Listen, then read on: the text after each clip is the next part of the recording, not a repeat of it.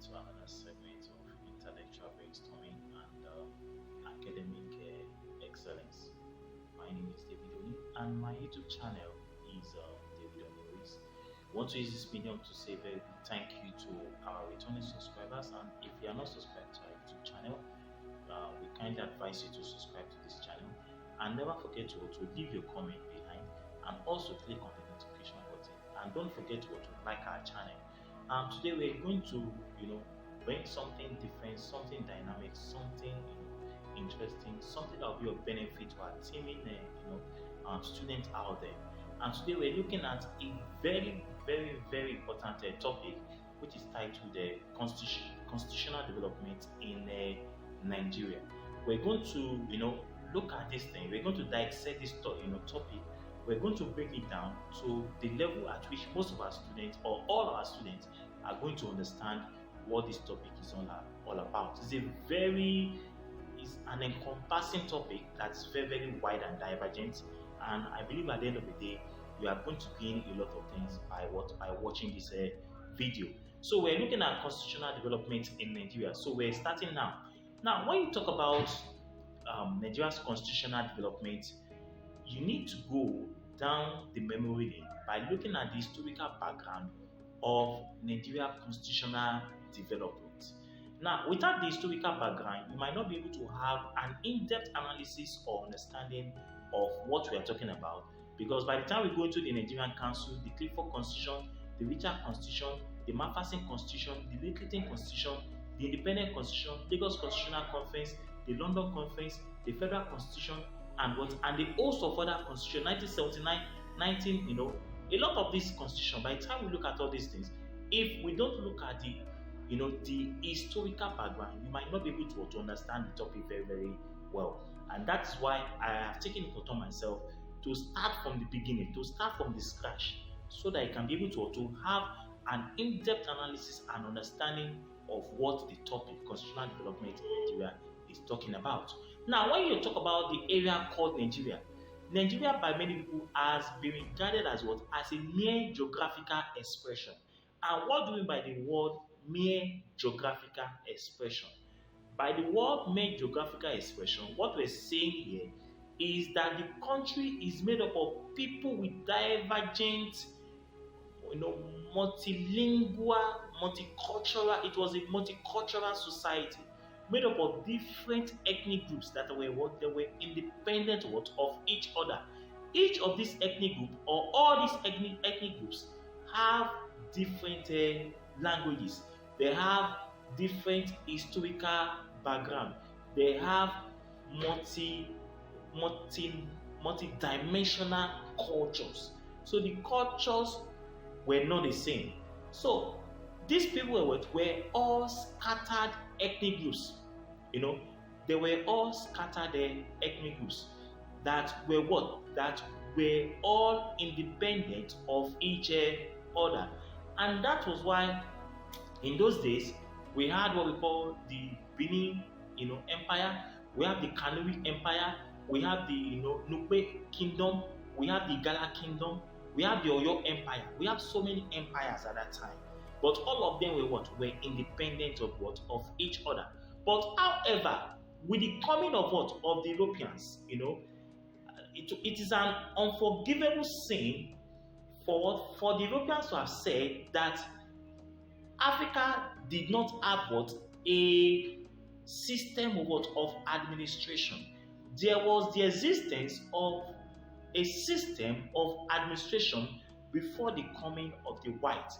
What happened was that when these white people came, they scattered this system, thereby superimposing their own system of administration. Their own system of administration. So what happened was that there was a war of conquest, and with the war of conquest, most of these administrations or these systems of government that were in Africa at that time or in Nigeria, they were all they were put aside, and the Europeans now superimpose themselves upon these people in this locality or in this area. Now, the making of Nigeria, the historical making of Nigeria started in the year 1861. And what happened in the year 1861? 1861 was the period that the British what annexed Lagos. That was the period in which the British what annexed Lagos. So the annexation of what of Lagos in 1861 set the foundation for the making of what of Nigeria. So the history or the historical background started in where? In the year 1861, and from there the British were able to spread their occupation to the hinterland. That is, from Lagos, they were able to penetrate other parts of the country. So, the making of what of Nigeria started in the year 1861. 1861. Very, very, very important.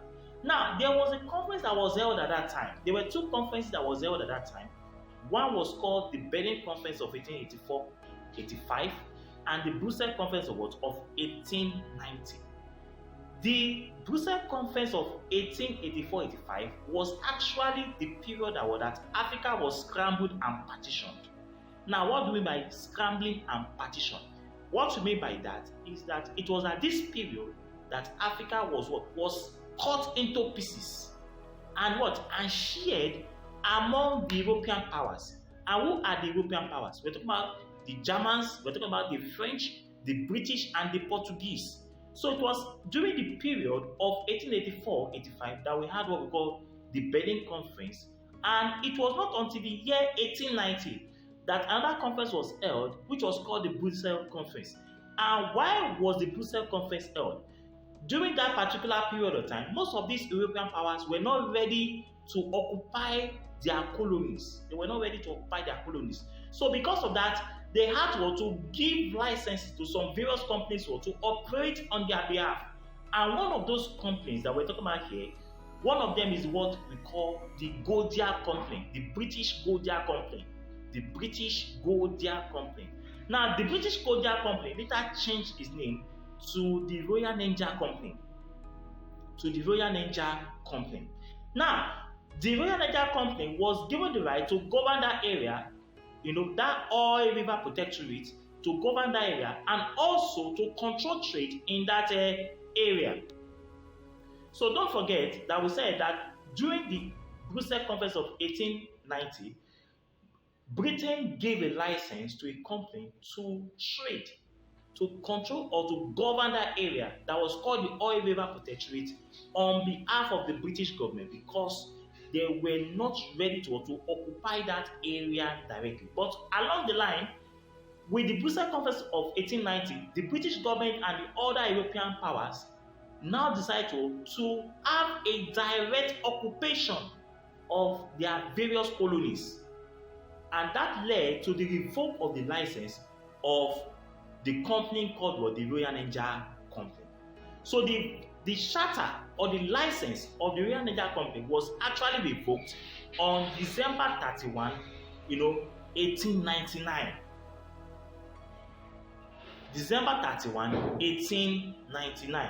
So it was not until the year 1900, that the British started having a direct occupation of their colonies in Nigeria. Of their colonies in Nigeria. So on January 1, 1900, the northern area of the territories were constituted and named the Protectorate of Northern Nigeria. So in 1900, I will say again, the area in the north were constituted together to form what we call the Northern Protectorate of Nigeria in 1900. And don't forget that it was not until the year December 31, 1899 that the charter of the British Royal Niger Company, which was called the Goldyer Company, which later changed its name to the Royal Niger Company, that the license of that company was actually revoked. And it was in the year 1900 that the British started having a direct control over the area called Nigeria. Now, in 1900, like I said before, the areas in the north were constituted and named the Northern Protectorate of Nigeria. northern protectorate of Nigeria, while the other areas in the southern part were constituted together and named the Southern Protectorate of Nigeria. Now, you will ask yourself, who actually gave the name Nigeria to the name that we're calling Nigeria now? It was actually a lady that later became the wife of Lord Lugard. Her name was called Flora Shaw. So it was Flora Shaw that gave Nigeria its name. And that's why today, Nigeria is called what? Nigeria. So it was Flora Shaw that gave that name, Nigeria, to Nigeria. And which year was that? That was in the year 1898. 1898. Now, what happened is that, these areas, now we have what we call the Northern Protectorate of Nigeria. We have what we call the Southern Protectorate of Nigeria. And we also have what we call the Colony of Lagos. The Colony of Lagos. So at that time, Nigeria was still divided into 3 independent entities of the Southern Protectorate of Nigeria and the Northern Protectorate of Nigeria and the Colony of what? Of Lagos. All these areas were what? Were actually independent of each other. Now, it was also during this period that Frederick Lord Lugard was made the High Commissioner for the Northern Protectorate of Nigeria. As what? He was the first High Commissioner for what? For the Northern Protectorate of Nigeria. So Frederick Lord Lugard was the High Commissioner for the Northern Protectorate of Nigeria at that time. Now, as a step to unify the 3 administrative areas together, in 1906, something happened in 1906. The Colony of Lagos with the Southern Protectorate of Nigeria became known as the Colony and Protectorate of Southern Nigeria. Under the governor of Lagos. And at that period of time, Lagos was the headquarters at that particular time. Lagos was the headquarters. Now, it was not until the year 1914 that the Colony and Southern Protectorate of Nigeria and the Northern Protectorate of Nigeria were actually amalgamated. And because of this amalgamation, Lord Lugard became the first Governor General of Nigeria. Now, don't forget, when I was talking about the previous topic, when I was talking about colonial administration, I mentioned, a lot of things in that topic. One of the things I mentioned was that Lord Lugard was the High Commissioner for the Protectorate of Northern Nigeria. And I also said that, that as a result, Lord Lugard was promoted. And by being promoted, that made him a Governor General. A Governor General. So, you can see the intricacies or the link between the previous topic of on colonial administration and constitutional development in the Nigeria. You can see that that these topics are interwoven or they are linked together. So, Lord Lugard became the first governor of Nigeria, first Governor General of Nigeria. And don't forget, I told you that in this story, our previous topic, that the Governor General was under the Secretary of State in where? In London. So even though he was the Governor General, he was still under the Secretary of State, or he was responsible or reporting back to the Secretary of State in London at that particular time. So you can see the genesis of Nigeria here. That Nigeria, the area that was called Nigeria, was a mere geographical expression made up of people with multilingual, multicultural, made up of people with different divergent culture, divergent languages, divergent way of life, divergent way of breathing, divergent way of doing their things. And these people were were operating independently by themselves. And now you will ask yourself, how does the process of what of colonization has something to do with imperialism or what we call the globalization and the rest of all these topics we've been talking about in our topics. There's a linkage between them. And what is that linkage? All of them have the basis of what? Of economic exploitation. Economic exploitation. The need for the European countries after their industrial revolution, which has led to surplus productive what?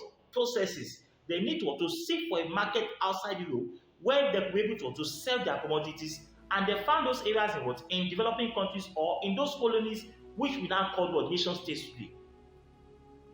So the area of mercantilism, the area of imperialism, the area of what? Of neocolonialism, the area of colonialism itself, and all of them, they are all the area of what? Of feudalism or the hierarchical process of what? Of human development from the era of what? Of slavery down to feudalism, down to capitalism, down to socialism, down to what? To communism, which is the highest what? Level of what? Or the end of what? Of the social process of what? Of a human capital accumulation. They were all governed by man's selfish what? Interest to dominate his fellow human being at any point in time.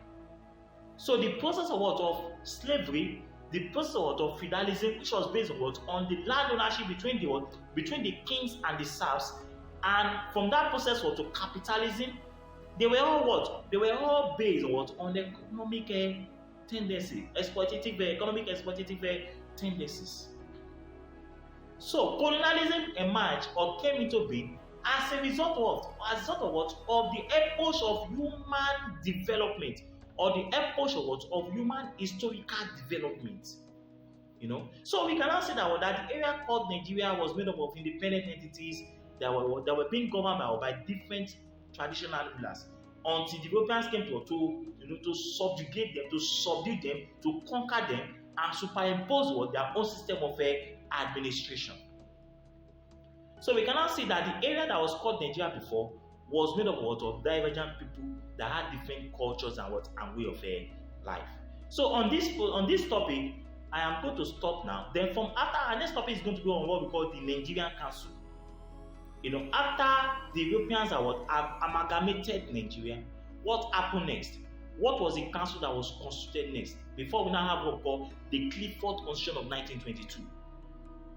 So our next topic, we're going to discuss what we call the Nigerian Council and the epoch of the Clifford Constitution of 1922, down to Richard Constitution of 1946, down to down to Macpherson Constitution, down to Lee Clinton Constitution, down to the London Lagos Conference, in those days, down to the London Constitutional Conference, down to the Independence Constitution, down to what we call the Republican Constitution, down to what we call the Federal Constitution, down to what we call the 1979 Constitution, down to what we call the 1989 Constitution, down to what we call the 1999 Constitution. So you can see that these topics are very, very interesting. So on this note, I'm going to stop this topic on Nigeria's constitutional development. That is the historical background.